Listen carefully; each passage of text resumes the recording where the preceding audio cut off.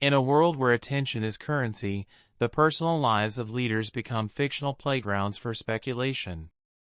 Words like leave, divorce, and separation carry emotional weight, and when attached to a globally admired figure, they guarantee engagement. However, engagement does not equal truth. Responsible storytelling requires acknowledging uncertainty, distinguishing between verified information and assumption, and resisting the temptation to present imagination as fact.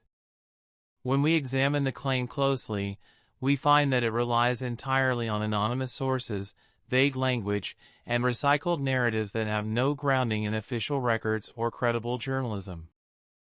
There is also a deeper cultural misunderstanding at play. Many international audiences project their own social frameworks onto Emirati society, assuming that personal relationships function in the same public, media-driven way as in Western celebrity culture. This projection leads to flawed conclusions and dramatic interpretations that ignore context. Sheikh Hamdan's public image has always been carefully aligned with dignity, respect, and responsibility, not because it is manufactured, but because it reflects expectations placed upon leadership in the UAE. To suggest that a life-altering personal decision is imminent, without evidence, is not only irresponsible but also unfair. It reduces a complex human being to a rumor and transforms private family dynamics into entertainment. The viral claim, therefore, should be seen not as a revelation, but as a reminder of how easily narratives can be constructed when silence is mistaken for secrecy and privacy is confused with scandal. What makes this rumor particularly powerful is not its credibility, but its emotional design, crafted to provoke surprise, concern, and debate, while subtly inviting audiences to choose sides in a story that may not even exist.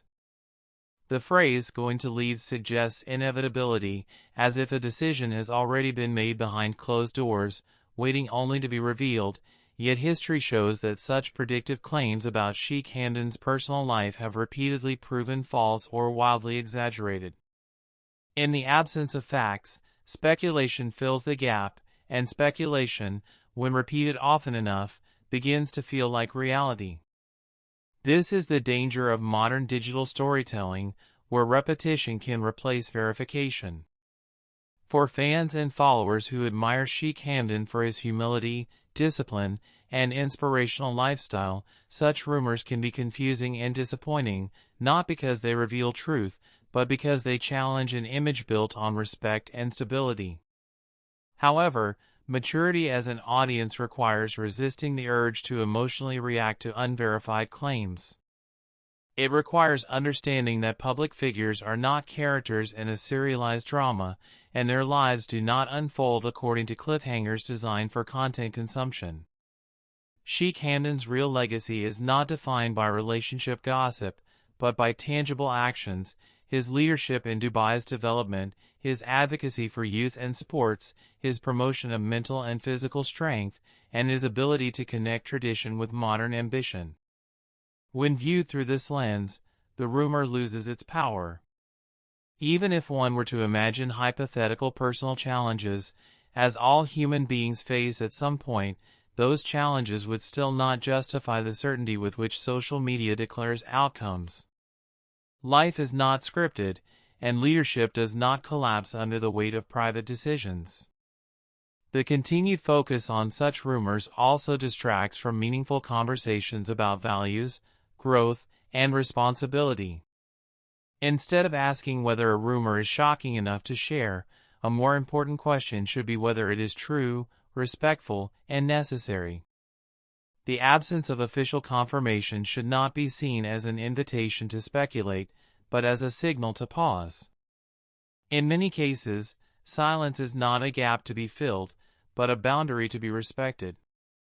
Sheikh Hamdan has consistently demonstrated control over his narrative by choosing action over explanation, substance over noise.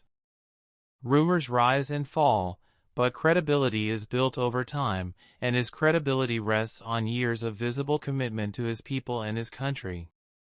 Ultimately, the story of Sheikh Hamdan leaving both wives says far more about the culture of online sensationalism than about Sheikh Hamdan himself. It reflects how quickly audiences are willing to believe dramatic headlines, how easily context is ignored, and how rarely responsibility is demanded from content creators. If there is a lesson to be taken from this recurring pattern, it is the importance of discernment. Not every viral claim deserves belief, and not every silence hides a scandal. Sometimes, it simply hides a life lived with intention, privacy, and dignity, qualities that do not trend well, but endure far longer than any rumor ever will. The recent discussion and social media buzz surrounding Sheikh Hamdan bin Mohammed bin Rashid Al Maktoum's trip to Bahrain, particularly the claim that his wife accompanied him, has generated significant attention and speculation online, and this narrative deserves careful analysis and contextual grounding before jumping to conclusions about what is fact and what is rumor.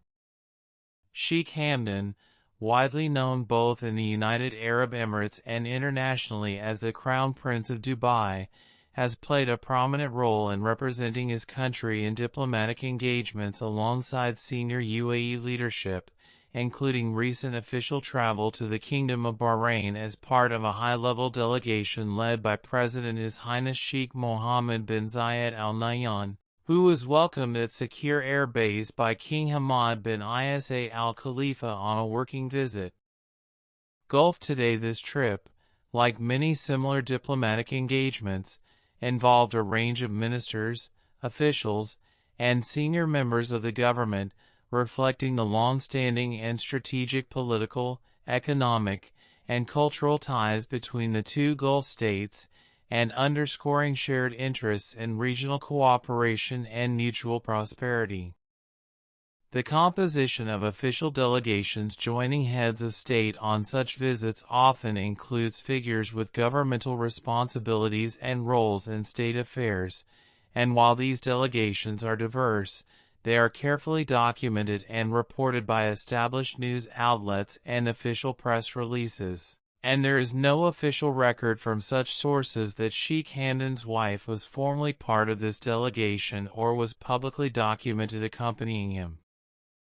It is important to emphasize that in the context of official state travel, especially within Gulf Cooperation Council frameworks or intergovernmental diplomatic trips, media coverage and public notices typically note the presence of government officials, royal family members with designated roles, and invited dignitaries, but when it comes to private family members, official releases may not list them unless they are participating in an acknowledged capacity. Where credible news reporting exists about Sheikh Hamdan's trip to Bahrain, the focus is on diplomatic engagement, bilateral cooperation, and the strengthening of ties between the UAE and Bahrain, rather than on personal family travel, a distinction that must be maintained to avoid conflating personal life with public duty. Without verified statements from reputable media organizations or formal announcements from royal court sources confirming any spouse's presence on such an official visit, any claim that Sheikh Hamdan's wife visited Bahrain with him remains unsubstantiated and largely rooted in social media narrative rather than verified fact. Indeed, videos on platforms such as YouTube or other social outlets that make this claim should be treated with caution, as they often mix speculation, rumor, and reinterpretation of known events to create engaging headlines or content that is designed to attract views, and they are not a reliable basis on which to assert the personal details of high-profile figures, especially in the absence of confirmation from credible sources. In an era where social media rapidly amplifies narratives without the corroboration required by journalistic standards, it becomes essential for audiences to distinguish between documented diplomatic travel and unofficial conjecture about personal matters, and as of now, the verified information supports Sheikh Hamdan's presence in Bahrain in an official delegation, with no authoritative evidence that his wife publicly accompanied him on that trip.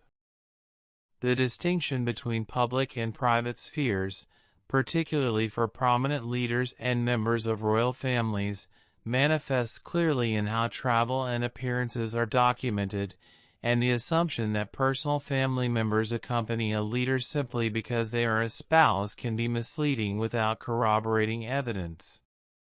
In the case of Sheikh Hamdan and the claims about Bahrain, the absence of mention of his wife in official reports should not be interpreted as a slight or as a deliberate concealment. Rather, it reflects how national media, government press offices, and recognized international outlets report on official engagements, focusing on matters of state, diplomatic conversation, and formal interactions that concern intergovernmental relations. If members of a family are traveling in a private capacity, that is usually separate from the official delegation and often goes unreported, because the primary news interest lies in the outcomes of official business, agreements, and meetings between state officials, not in private leisure or personal travel companions.